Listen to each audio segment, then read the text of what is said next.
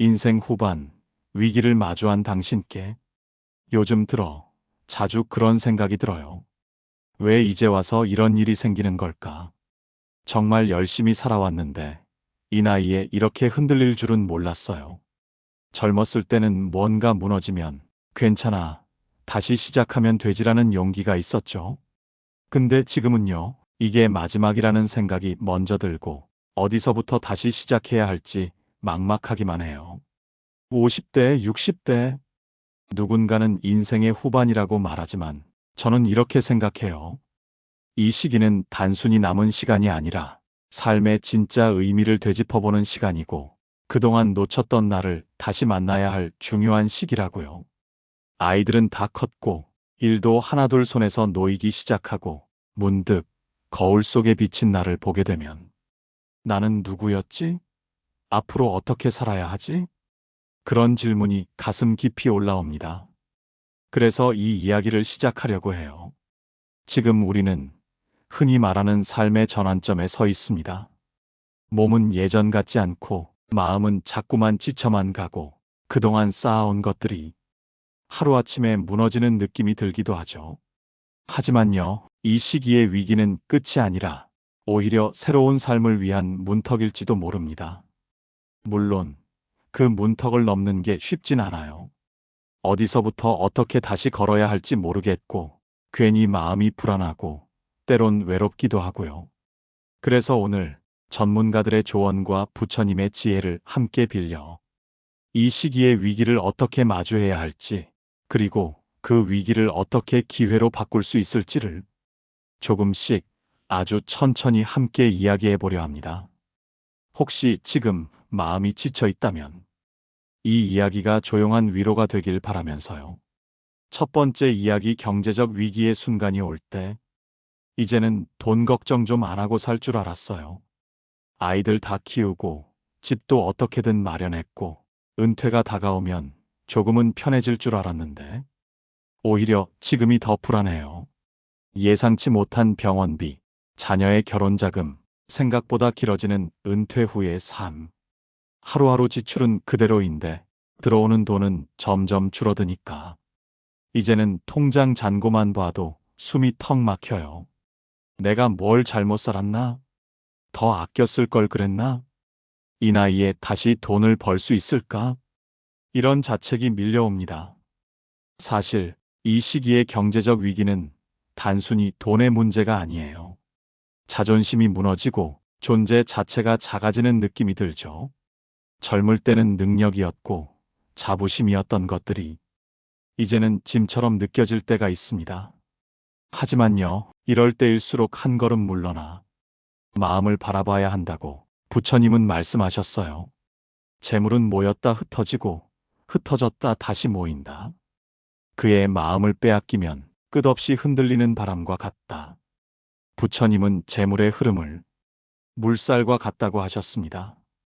강물은 늘 같은 자리에 흐르는 것 같지만 사실은 매 순간 바뀌고 있죠. 재물도 그래요. 내가 아무리 계획하고 아껴 써도 삶은 늘 뜻밖의 방향으로 흘러갑니다.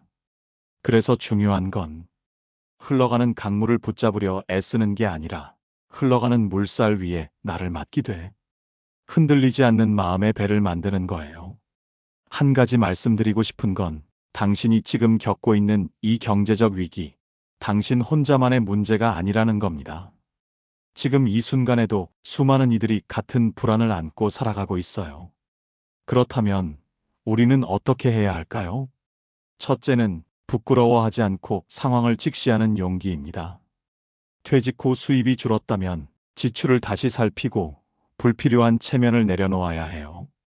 남들은 어떻게 살지보다는 나는 지금 어떻게 살 수 있을까를 기준으로 삼아야 하죠. 둘째는 이 시기를 기회로 삼는 지혜입니다. 비워야 채워집니다. 그동안은 벌기 위해, 가족을 위해 살아왔다면 이제는 진짜 나를 위해 쓸 수 있는 시간이 생긴 거예요. 꼭 돈이 드는 일이 아니어도 괜찮아요. 배움도 나눔도 의미도 모두 새 출발의 씨앗이 될 수 있어요. 마지막으로 가장 중요한 건 마음을 덜어내는 연습입니다. 불안은 미래를 통제하려는 마음에서 옵니다. 하지만 아무도 미래를 완벽히 통제할 수 없어요. 그러니 지금 이 순간 호흡에 집중하고 나를 조금 더 따뜻하게 바라봐 주세요. 재물은 나를 위한 것도 나를 해치는 것도 아니다.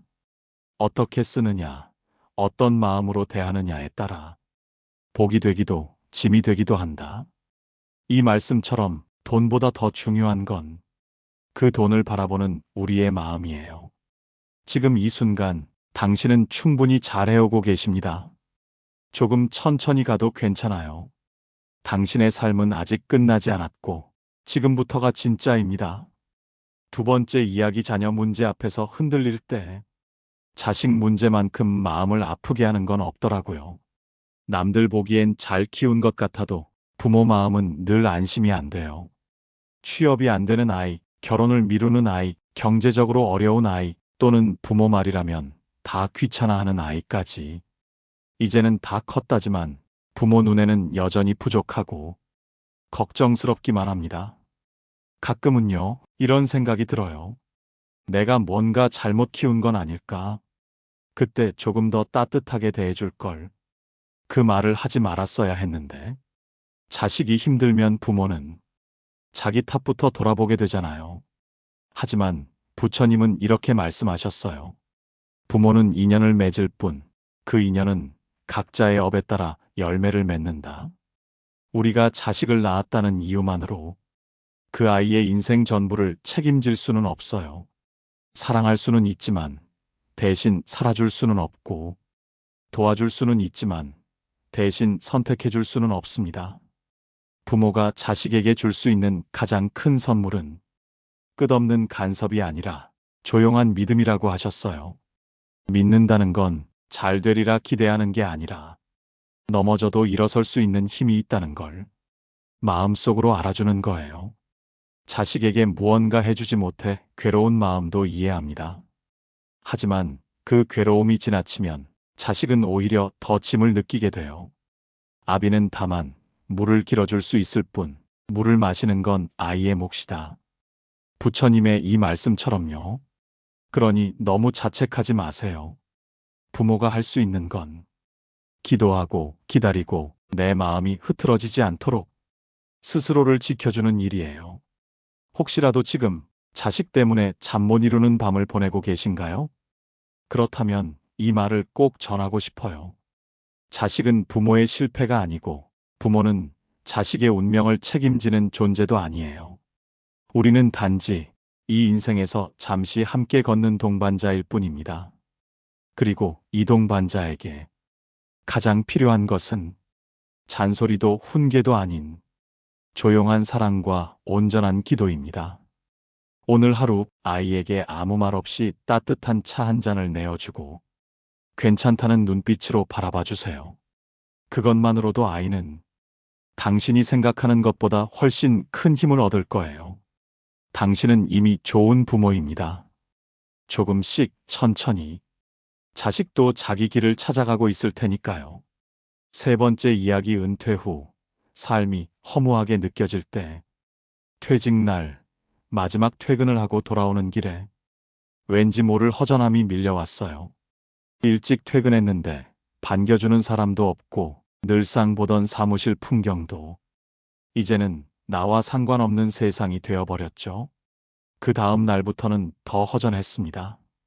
눈을 떠도 출근할 곳이 없고 전화벨은 울리지 않고 시간은 많은데 무얼 해야 할지 모르겠고 몸은 분명 쉬는데 마음은 편하지가 않았어요.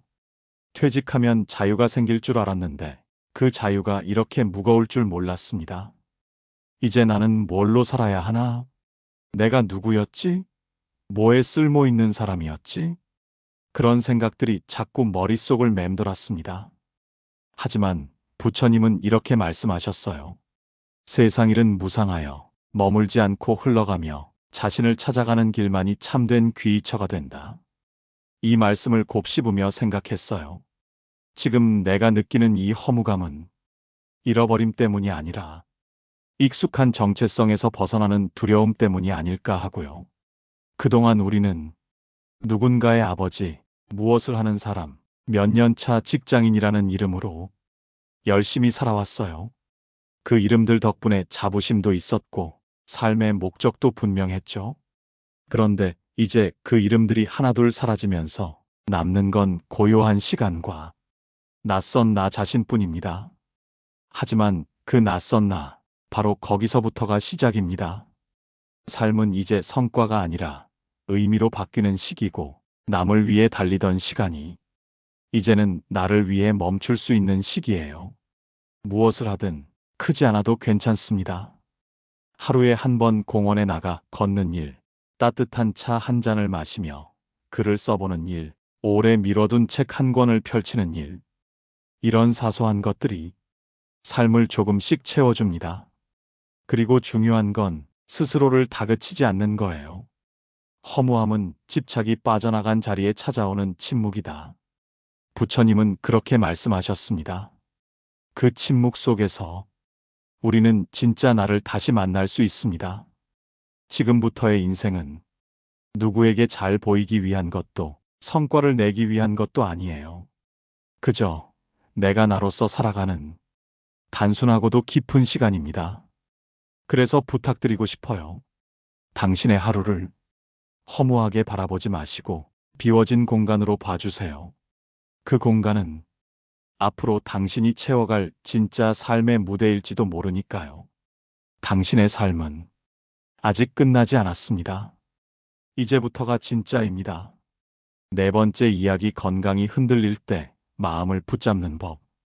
병원에서 진단을 받던 날, 의사 선생님 말은 길지 않았어요. 그런데 단 한마디에 머리가 하얘지더군요. 수술이 필요합니다. 앞으로 관리 잘 하셔야 해요. 이제는 예전 같지 않으실 겁니다. 그 말들을 듣고 나서 몸이 아프다는 것보다 마음이 먼저 무너졌습니다. 이제껏 참고 버티고 누구보다 열심히 살아왔는데 이제 와서 이렇게 몸이 말을 안 듣는다는 게 억울하고 원망스럽고 또 두렵기까지 했습니다. 이제 끝인가? 나도 이렇게 약해지는구나. 앞으로는 뭘 의지하고 살아야 하지? 이런 생각들이 하루에도 수십 번씩 떠올랐습니다. 하지만요, 그 순간 제 머릿속에 부처님의 말씀이 떠올랐어요. 병들면 피할 수 없는 삶의 일부이나 그 병을 바라보는 마음은 내가 선택할 수 있다. 살다 보면 몸이 아프지 않을 수는 없습니다. 나이가 들면서 마음도 몸도 천천히 낡아가죠. 그건 자연의 이치입니다. 하지만 그 아픔을 끝이라 여기느냐, 전환점이라 여기느냐에 따라 삶의 깊이는 전혀 달라집니다. 건강이 흔들릴 때 우리는 비로소 그동안 잊고 살았던 나라는 존재를 바라보게 됩니다. 늘 누군가를 챙기느라, 무언가 이루느라 정작 내 마음, 내 몸은 뒷전이었잖아요. 그래서 지금 이 시기는 멈춤이 아니라 초대입니다. 몸의 신호를 통해 이제 진짜 나와 마주하라는 삶의 초대장이죠. 부처님은 또 이렇게 말씀하셨습니다. 병이 없기를 바라지 말고 병 속에서도 고요함을 배워라. 이 말은 아프지 않게 해달라는 기도보다 아픔 속에서도 나를 따뜻하게 바라볼 수 있기를 바라보라는 뜻입니다. 혹시 지금 통증 때문에 잠을 설치고 계시나요? 약을 먹어도 낫지 않는 그 증상 때문에 마음까지 지치셨나요? 그렇다면 잠시 눈을 감고 내가 참 고생하고 있다는 걸 스스로에게 말해주세요. 참 많이 버텼구나. 이제는 너도 좀 쉬어도 돼. 이 한마디가 의외로 큰 위로가 될 수 있습니다.